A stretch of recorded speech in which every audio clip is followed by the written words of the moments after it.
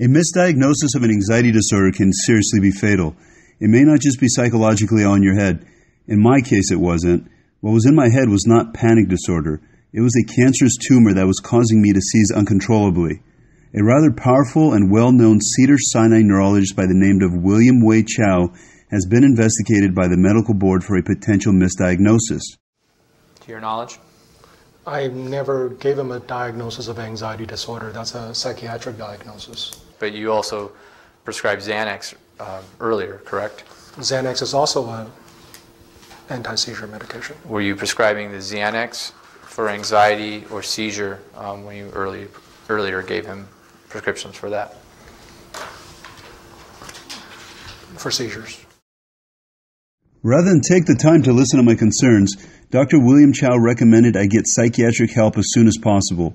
My psychologist Lori Estes records state the two of them spoke on the phone, and despite my symptoms and concerns, William Chow told her I was, to quote her medical record, neurologically stable.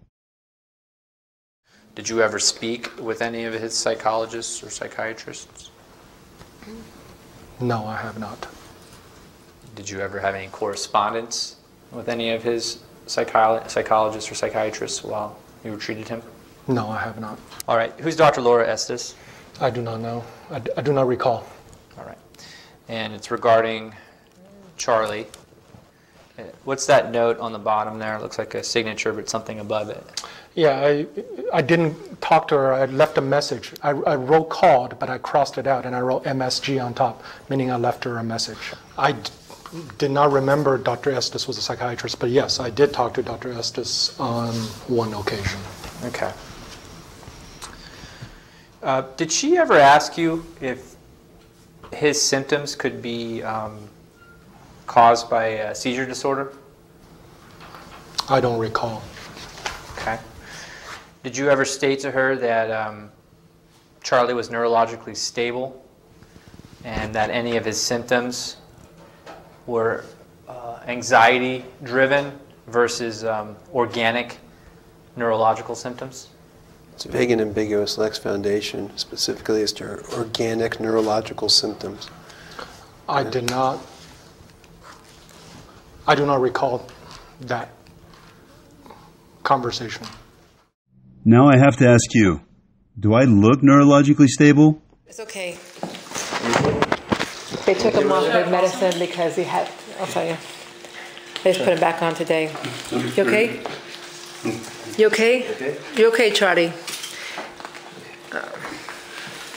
It's okay, it's okay, it's okay. No, give me a...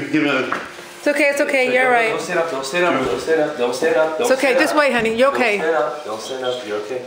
You're okay, sweetheart. It's okay, he's all right. You should not be standing up. It's okay, Charlie. You'll be okay. You okay? Sit up, sit up.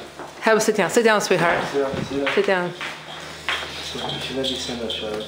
Don't stand up, honey. It's okay. Charlie. It's okay. Honey, he's got back on the medication today. They took him off for 1 week because... Relax.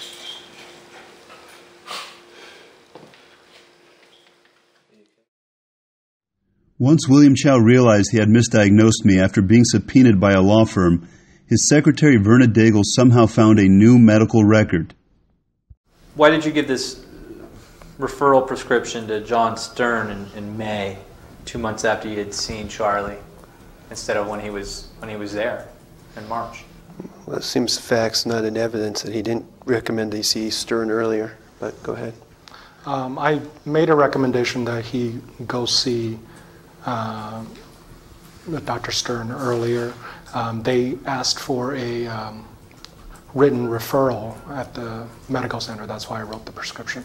Okay. And that took a couple of months to get over to him? That's probably when Charlie was making his appointments. Until this lawsuit I filed came about, his secretary Verna Daigle made great effort to reach out to Dr. Chow. Despite my concerns, William Chow still believed I had an anxiety disorder. Now that there's a pending lawsuit, Verna Daigle has had a big change of heart. Do you recall Dr. Chow telling you that Charlie's condition was brought on by anxiety? No. He never told you that? No. Did you ever have a discussion with Dr. Chow about Mr. Gianfisco and Dr. Chow's belief that Charlie's problems stem from a psychological point? No. It's not an easy thing to do, guys, but we all must learn how to forgive.